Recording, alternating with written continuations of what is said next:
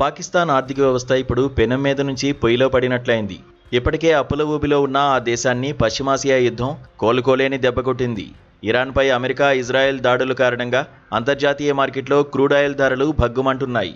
చమురు దిగుమతులపైనే ఆధారపడే పాకిస్తాన్కు గల్ఫ్ దేశాల నుంచి సరఫరా భారంగా మారింది.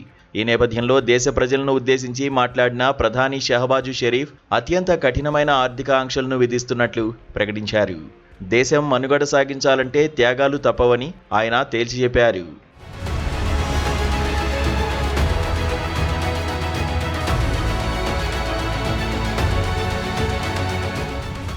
విద్యుత్, చమురు ఆదా చేసేందుకు పాక్ ప్రభుత్వం వింత నిర్ణయాలు తీసుకుంది. ఇకపై పాకిస్తాన్లోని అన్ని ప్రభుత్వ కార్యాలయాలు వారానికి కేవలం 4 రోజులు మాత్రమే పనిచేస్తాయి. ఆసుపత్రులు, అంబులెన్స్ వంటి అత్యవసర సేవలు మినహా మిగిలిన అన్ని ఆఫీసులకు ఈ రూలు వర్తిస్తుంది. అంతేకాకుండా రాబోయే 2 వారాల పాటు దేశవ్యాప్తంగా స్కూళ్లు, కాలేజీలు మూసివేయాలని ఆదేశించారు. ఉన్నత విద్యా సంస్థలు మాత్రం ఆన్లైన్ తరగతులు నిర్వహించనున్నాయి. రవాణా ఖర్చులను తగ్గించేందుకే ఈ కఠిన నిర్ణయాలు తీసుకున్నట్లు ప్రభుత్వం చెబుతోంది. ప్రభుత్వ విలాసాలకు షహబాజు షరీఫ్ బ్రేక్ వేశారు. రాబోయే 2 వారాల పాటు అన్ని ప్రభుత్వ అధికారిక వాహనాలకు ఇచ్చే పెట్రోల్లో 50% కోత విధించారు. అలాగే 60% ప్రభుత్వ వాహనాలను అసలు వాడకూడదని స్పష్టం చేశారు. ప్రధానమంత్రి, ముఖ్యమంత్రులు, గవర్నర్లు, మంత్రులు ఇలా ఎవరైనా సరే విదేశీ పర్యటనలు చేయకూడదని పూర్తి నిషేధం విధించారు. దేశ ప్రయోజనాల దృష్ట్యా అతి ముఖ్యమైన పర్యటనలకు మాత్రమే మినహాయింపు ఉంటుంది.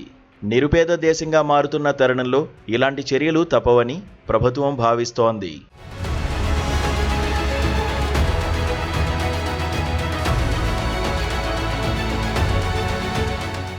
అంతేకాదు పాకిస్తాన్ చరిత్రలో మొదటిసారిగా ప్రజాప్రతినిధుల జీతాలపై భారీ వేటు పడింది. రాబోయే 2 నెలల పాటు ఫెడరల్ మంత్రులు, సలహాదారులు ఎవరూ జీతం తీసుకోకూడదని షరీఫ్ ఆదేశించారు. పార్లమెంటేరియన్లందరికీ 25% జీతం కోత విధించారు. ఇక ప్రభుత్వ ఉద్యోగుల విషయానికొస్తే నెలకు 3 లక్షల రూపాయలకు పైగా సంపాదించే అధికారుల జీతంలో 20% కోత పడింది. ప్రభుత్వ శాఖల ఖర్చులను కూడా 20% తగ్గించాలని నిర్ణయించారు. పాకిస్తాన్ తీసుకున్న ఈ ఆస్టెరిటీ మెజర్స్ ఆ దేశాన్ని గట్టెక్కిస్తాయా లేదా అన్నది సందేహంగానే ఉంది. గల్ఫ్ దేశాల నుంచి చమురు నిలిచిపోతే పాకిస్తాన్ మొత్తం అంధకారంలోకి వెళ్లే ప్రమాదం ఉంది. ఇప్పటికే ద్రవ్యోల్బణం 100 రెట్లు పెరగడంతో ప్రజలు తిండికి కూడా ఇబ్బందులు పడుతున్నారు. మరోవైపు IMF నుంచి అప్పు రాకపోతే దేశం అధికారికంగా దివాలా ప్రకటించాల్సిన పరిస్థితి వస్తుంది. పశ్చిమాసియాలో శాంతి నెలకొంటే తప్ప పాకిస్తాన్ వంటి చమురు దిగుమతి దేశాలకు విముక్తి లభించేలా లేదు.